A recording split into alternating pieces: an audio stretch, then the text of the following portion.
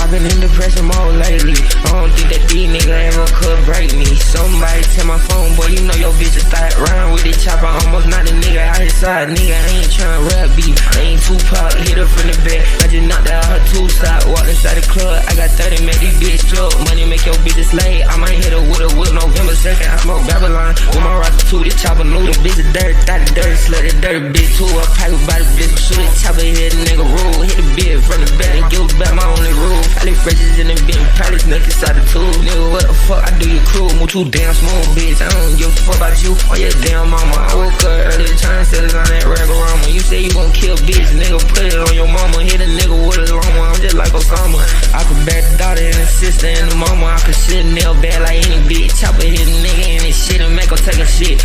Early shopping for your bitch on Sassville. Make her drop her pants, make her drop her neck. Niggas talking shit here with a sniper on a jet. It's just a gold rain, nigga, I look like Shavit. Nigga, don't blame that shit on me, just blame it on your bitch. Bad bitch, she just wanna fuck cause she a bitch. If I fuck your bitch, you know that I'ma buy your ass some shit. Hit her from that back and then she got her ass fit. Yeah, nigga grown. These niggas like pronto.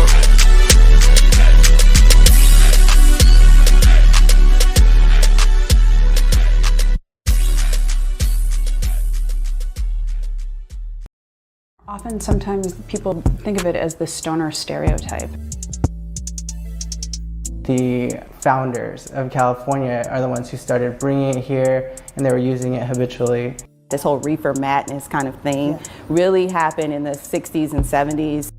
You had the counterculture kind of participating in this. They were against war. They were against a lot of things that the establishment was like pushing at that time. So it was like a criminalization aspect that definitely happened, particularly in the 80s. The Reagan administration comes in for 2 terms and they decide to declare war on drugs. We had drug abuse resistance education, DARE, prison sentences got longer. You had a huge crackdown. Communities that were affected during that time are still feeling the effects today. So in California, medical cannabis went legal in 1996.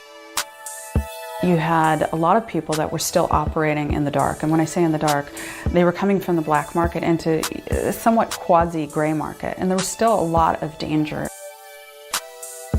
I think with the advent of, or the popularization of CBD, which is cannabidiol, the non-psychoactive portion of the cannabis plant, that becoming popular in helping children with seizures, for instance, was really the tipping point for a more mainstream acceptance across the United States. Cannabis can come in so many different forms, and it presents itself in many different ways. I think over the course of those 20 years, we started to see a mainstream acceptance within the culture of California. We saw this, what I say is coming out of the cannabis closet. People like myself saying, you know what, I'm a suburban mom, I'm a mother of 3, and I'm starting a cannabis company, and I'm going to be very vocal and out there and telling people what I'm doing. The power of media shifted or caused the perception and is now shifting the perception of the cannabis user. We know Snoop, we know Wiz Khalifa, we see Rihanna, and we hear rumblings of Whoopi Goldberg, but in a mainstream, everyday sense. The image was never like just like this. Just like professional women who are like multicultural, and you're like doing your thing, and you're like progressive, and you're smart, and you're ambitious, but you consume, and we weren't seeing that. It was one thing, it was always an extreme. In recent years, the cannabis industry has exploded into a multi-billion-dollar business. However, behind this green rush lies a darker story of exclusion, inequity, and conspiracy. Cannabis, once demonized and criminalized, is now legal in many parts of the world. But as the doors of opportunity open for some, they remain firmly shut for others. With the wave of legalization, the cannabis industry has become one of the fastest growing sectors of the economy. Yet, the transition to a legal market has not been equitable. Individuals with criminal records, disproportionately African American, face significant barriers to entry. For decades, Black communities were disproportionately targeted by the war on drugs. Studies reveal a stark reality.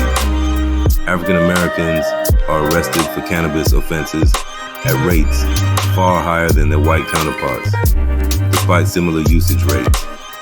This aggressive enforcement has left a lasting impact, creating a legacy of inequality and disenfranchisement. Studies reveal a stark reality. African Americans are arrested for cannabis offenses at rates far higher than their white counterparts, despite similar usage rates. Graphs and statistics starkly illustrate this disparity, highlighting a systemic injustice that persists even today. The transition to a legal cannabis market has not been equitable. Individuals with criminal records, disproportionately African American, face significant barriers to entry. High licensing fees, complex regulations, and limited access to capital create formidable obstacles. Systemic racism extends beyond the criminal justice system into the regulatory frameworks governing the legal cannabis market. Policies favoring large, well-capitalized companies effectively exclude small, minority-owned businesses. Economic disparities further compound these challenges. Many African American entrepreneurs lack the generational wealth and access to funding that their white counterparts might take for granted. The economic inequality makes breaking into the market an uphill battle. Despite these challenges, there are ongoing efforts to promote inclusion and equity in the cannabis industry.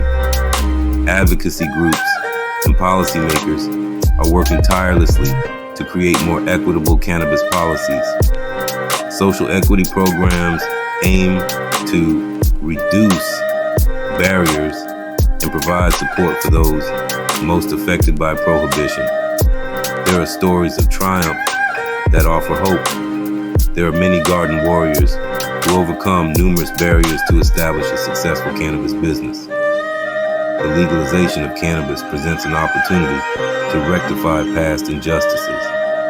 However, achieving true equity requires a concerted effort to support African American entrepreneurs and dismantle systemic barriers. By doing so, we can ensure that the benefits of the cannabis industry are shared equitably, paving the way for a fair and just future. Joffel Price joined a program that helps people of color enter the multi-billion-dollar cannabis industry in light of California's legalization of weed in 2018. It's definitely hard. If you're a startup company, we don't have the tools to negotiate contracts, with these businesses that's been in the industry for years.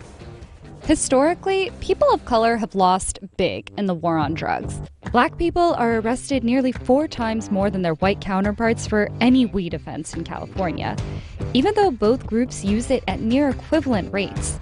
My dad, he was incarcerated for cannabis, so it definitely disrupted everything, taking, my dad out of the home. Enter Oakland's Equity program, which seeks to give a boost to people who have prior weed convictions or lack capital by pairing them with established businesses like Nug to learn the ropes.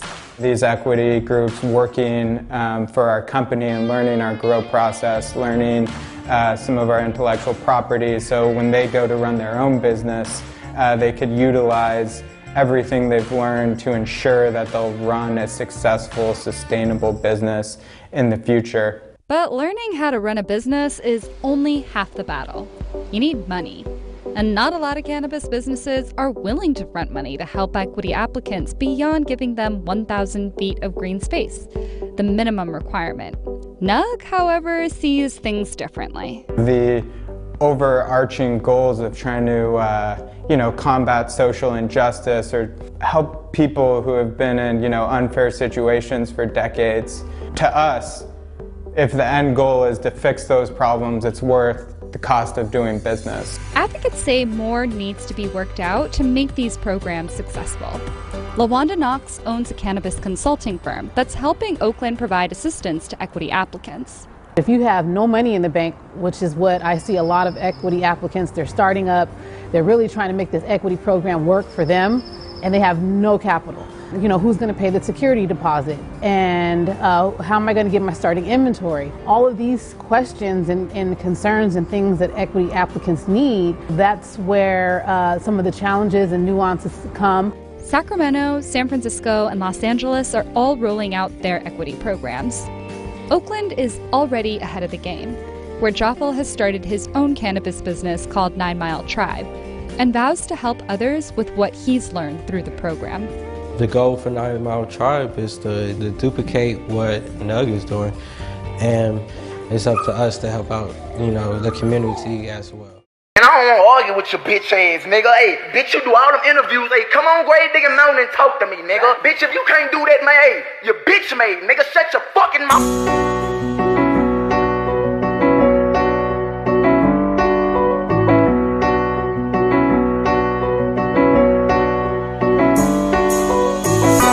Boy, I'm not from Louisiana, but I be in the field. Boy, I'm not cold ass, but I be by the bill. Before nigga hit his stomach, now that boy can't even feel. Somebody free YB before I break him out myself. Big old 30 clip, and I'm ducked all to the left. And baby, I took my heart and I can't tell you what she left. I did this shit all by myself. Them nigga play around, it's like a robbery to death. Bad bitch, she look like Fergie, bitch, on Wyclef. Beat the bitch, bad so hard, I think she need a break. These niggas fed, they get on DJ Vlad and talk about their case. Bitch, I'm on the chase, the tight streets, I'm in the race. This 30, you brought a place, you know I'm showing great. I got these PTR, these Max and 9s and rifle Drakes. Fucking the great, Jesus save your name, I pray. Lay me down to lay, I've been trying to do everything your way. I've been trying to do everything your way. I'm gon' grab the KDB, it's sting like a stingray. You know I hop about a race. Yourself, you bout to race when I pull up with mini micro Dre.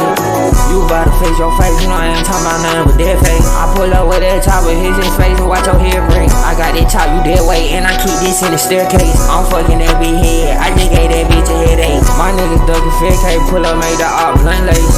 I'ma play the car like old man on the all like no way. Chopper make your dough say, and that shit sound like an earthquake. Everybody at it take away, nigga you should know that.